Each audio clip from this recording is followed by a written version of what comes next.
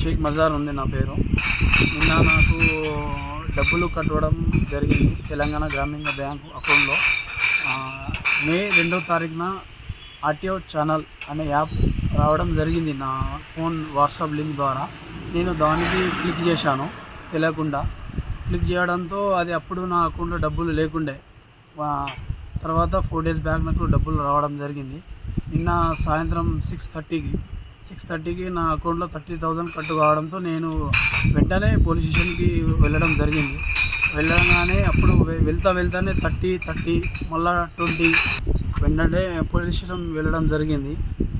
వెళ్ళడంతోనే టోటల్గా 95,100 రూపీస్ కట్టవడం జరిగింది. ఈ దేని ద్వారా చెక్ చేయడంతో ఆ యాప్ ద్వారా నా డబ్బులు పోగొట్టుకున్నాను.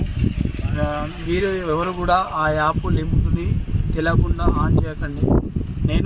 నా డబ్బులు పోయినాయి, నాకు ఎలాగైనా ఇప్పించగలుగుతారని నేను కోరుతున్నాను. నేను కంప్లైంట్ చేయడం జరిగింది. దాంతో ఫోన్పే ద్వారా నాకు ఒక ఫోను కంప్లైంట్ చేయడంతో నా ఫోన్ని సిస్టమ్కు కంప్లైంట్ చేయడం జరిగింది, చెక్ చేయడం జరిగింది. దాని ద్వారా ఒక ఫోన్పే ద్వారా ఫ్రాడ్ కాల్ రావడం జరిగింది. నా ఫోన్పే అని నా ఫోన్ యూజర్ వివో ఫోన్తో యూజింగ్ చేసి ఫోన్ హ్యాక్ చేసి 4-5 నా అమౌంట్ ట్రాన్స్ఫర్ చేయడం జరిగింది.